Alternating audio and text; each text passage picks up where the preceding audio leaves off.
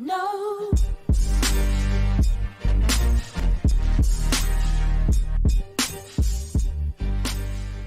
Živijo, sva Andraž in Davor iz The Sweet Tech TV in mislim, da je končen cajt, da eno rečeva glede Pocota X3 NFC, kar je sicer čuden, ker smo v letu 2021, pa se zagovarjamo o nekakvem telefonu z prejšnjega leta, ampak kvačmo, šele zdaj sva ga dobila v roke in verjemite, da boste hoteli naj poslušati glede tega telefona. Ja, če pa hočete še kaj več slišati od telefonov in nasplošno zabavne tehnologije, se prosim naročite na najin kanal, to nama ogromno pomeni. Prosim pa sledite tudi na Instagramu, Facebooku, Twitterju in pa TikToku. Gremo kar na telefon naprej, Andraž. Okay, let's do it. Dajmo najprej začeti pri najbolj bizarnem modelu tega telefona, ki je njegovo ime. Polno ime tega telefona je Poco X3 NFC, ker vsebuje anteno in čip za brezstično tehnologijo NFC, s katero se ponavadi uporablja za brezstično plačevanje na telefonih. Marsikateri od vas bo zastrigel z ušesi, češ, zakaj je Xiaomi posebej omenil NFC, ker ga ima danes praktično vsak telefon gor. Ampak to za ene trge, pa če verjamete ali pa ne, sploh ni toliko samoumevno. Recimo na Kitajskem, kjer so telefoni brez NFC-ja dokaj običajni in zaradi tega tudi tako poimenovanje, da se da videti, da ga ta telefon ima. Poco X3 NFC je sicer telefon nižjega srednjega cenovnega razreda, tako imenovan mid-ranger, ampak malo v nižjem delu, ima plastičen hrbet in okvir iz aluminija, je velik pa težek. That's what she said. Tudi zaradi tega, ker ima vse orjaško baterijo, sam več o njej bo kasneje povedala. Nasplošno je kakovostno izdelan telefon, razen 3 opaznih malenkosti, namreč knofa za povečanje jakosti glasnosti sta malo bolj cenena, plastična na občutek. Pa ko ste tukaj zgoraj pri kameri in pa spodaj, se vidi, da se preliva črnina. To je pač nekak običajen pojav pri teh telefonih, ki so nižji srednji cenovni razred in imajo ta tip IPS LCD zaslonov. Zadnja taka opazna stvar pa je, da je med baterijo in plastičnim hrbtom mogoče začutiti prazen prostor. Tako kot ga je bilo mogoče, recimo, če se spomnite pri Note 20, ki je pa bistveno dražji telefon. Nič od tega ni blazno moteče samo po sebi, je pa opazno, če ste na to valjda pozorni. Telefon tudi premore zaščito proti škropljenju IP53, ni sicer IP68, kot pri najboljših telefonih, ampak saj ne rab vas toliko skrbeti, če se telefon pač malo zmoči. Zaslon telefona je velik, 17 cm diagonalo ima, je IPS LCD tip zaslona z resolucijo 1080 pik in pa tudi 120 Hz osveževanjem. Bravo Xiaomi pri telefonu, ki je manj kot 300 €, ste dali 120 Hz osveževanje, videl sem full fana tega. Ampak ful je to dobro, ker ponavadi to vidite samo na top telefonih, na flagship telefonih, tako da tukaj je sicer ugrajeno, ni pa na tako dober način, se vidi, da je srednji rang telefona, ker je tukaj ena napaka. Telefon, ko je recimo, ko se osvežuje v mirovanju 1 sličico na sekundo in skoči na 120 sličic, se vidi, da animacije temu ne sledijo. To se reče temu ghosting po angleško, tako kot ti nekdo napiše na socialnih omrežjih. Okay, bye. In se vidi ta napaka. Zaslon drugače razen tega prikazuje zelo natančne barve, je svetlo, tudi ko ga uporabljate zunaj na prostem, in steklo je Gorilla Glass 5, to se pravi trpežno. Zaslon dopolnjujejo solidni hibridni stereo zvočniki, kar pomeni, da ima telefon ta prav spoden zvočnik in slušalko na vrhu, ki služi kot drugi zvočnik. Sicer dobro, niso nič kaj posebenega, so pa zelo glasni. Najna usoda je nekako v vaših rokah. You will be happy. Of course. In ja, ta telefon ima celo 3,5 mm vhod za slušalke, ki sicer na najno veliko žalost že skoraj izumrl. Res je. Še več, ima celo belo LED lučko za prikazovanje obvestil in pa infrardeči usmerjevalec, da lahko z njim nadzirate gospodinjske aparate ali pa pač spravljate v živce ljudi, ki so v čakalni vrsti pri doktorju, pa ne gledajo zaslon. Za varno odklepanje telefona je zagotovljen čitalec prstnih odtisov, ki pa se ne nahaja pod zaslonom, ampak na strani, na knofu za vklop in izklop.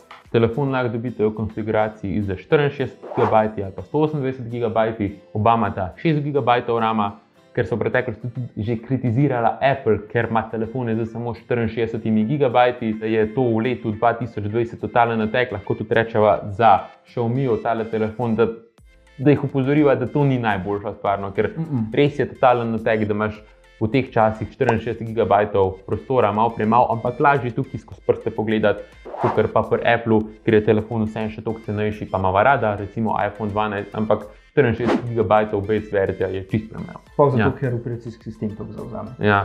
Pa lahko sicer prostor na telefonu razširite spominsko kartico microSD, na reži tam, kjer date drugo SIM kartico, date lahko microSD in imate tako več prostora na telefonu, če karate. X3 poganja procesor 7. razreda Snapdragon 732G, ki ni najhitrejši, ni pa tudi najpočasnejši. Večino iger, razen tistih res najbolj zahtevnih, poganja dobro, se pa opazi, da se mu včasih zatika pri nalaganju strani.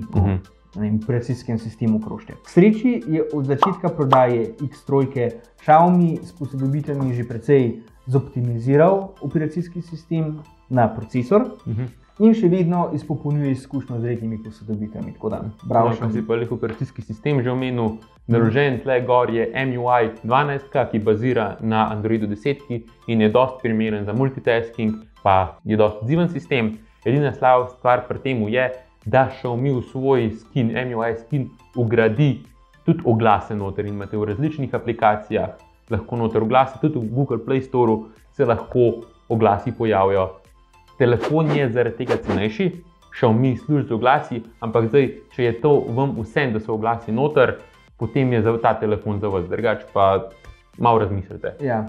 Glede same baterije, kot sva rekla, Poco X3 NFC ima zares ogromno baterijo, velikosti kar 5160 mAh, ki lahko zdrži do 2 dni uporabe, oziroma od 8 do 9 ur uporabe pri prižganem zaslonu, screen on time po angliško. Kaj pa je še boljš, da če se vam ta ogromna baterija slučajno sprazni, se jo da hitro napolniti s priloženim 30W hitrim polnilcem, ki prazno baterijo nafila od nič do 50% v dobre pol ure.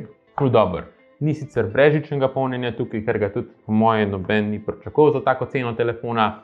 Tako, ker ni zares noben pričakoval, da bojo dobre povratne informacije ob tipkanju na telefonu, tako imenovan haptic feedback, ampak ta telefon je presenetil in ima dober vibracijski motor noter vgrajen, tako da bravo Xiaomi.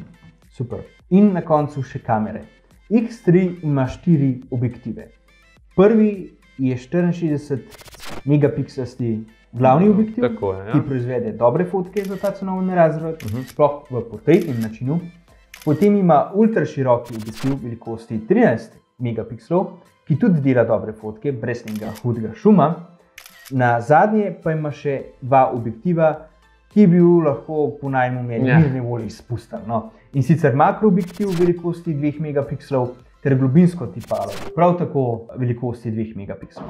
Ja, ta dva sta bolj sama sebi namenjena in služita kot bolj marketinška poteza. Češ imamo 4 objektive tukaj, tudi če sta 2 od njih bolj za en drek, po domače povedan, lahko saj rečejo, da imajo 4 kamere, 4 objektive. Objektivi sicer ne podpirajo nočnega načina, zato so nočne fotke v primerjavi s konkurenco, naprimer z OnePlus Nordom, slabše. Se pa odolži s selfie objektivom, ki je 20 megapikslov, ki proizvede kar res dobre selfije. Telefon lahko posname video v ločljivosti 4K pri 60 fps-ih, video posnetki so dobri, ni sicer optične stabilizacije slike, je pa vsaj elektronska. Evo in test stabilizacije videa. Nekako po črto, Poco X3 je odličen srednji cenovec, ki za svoj denar res ponudi ogromen muske in živ čudež je, da se sploh da dobiti toliko telefona za toliko malo keša. Ja, kako je lahko 300 evrov ta telefon, manj kot 300 evrov.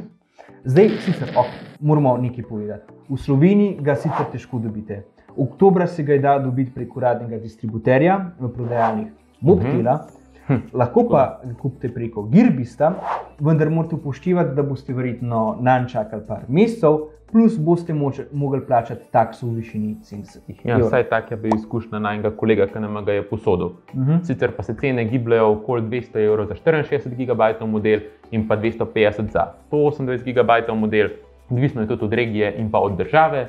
Čez mer boste pa kljub vsem stroškom dobili res dober telefon, tako da po najnem mnenju se mogoče tudi, če boste malo časa čakali, da ga splača vsem kupiti. Če nič drugega, že sama škatla je res nekaj posebenega. Tukaj imate še napisan with easy access to Google Apps, tako da to je tudi majčken jab Huawei. Noter pa ja, dobite in ovitek za telefon in pa polnilc, ki ga pa pri letošnjih Xiaomi telefonih, saj top telefonih, ne boste dobili. Tako, to je bilo nekako danes vse z najne strani. Povejte nama dol v komentarjih, kako pa smotijo oglasi v operacijskem sistemu. Je to nekaj, kar se vam zdi tako sporno, da je pač za vas no-go, ali nekaj, kar lahko preživite? Ja, zelo nas zanima vaše mnenje, preberemo, odgovoriva na vse komentarje, ki jih imate. Upam, da vam je bil video všeč. Se vidimo v naslednjem. V januarju imamo planiran še en malo večji video in bo zelo pester. Tako da hvala za ogled, se vidimo v naslednjem videu. Čau!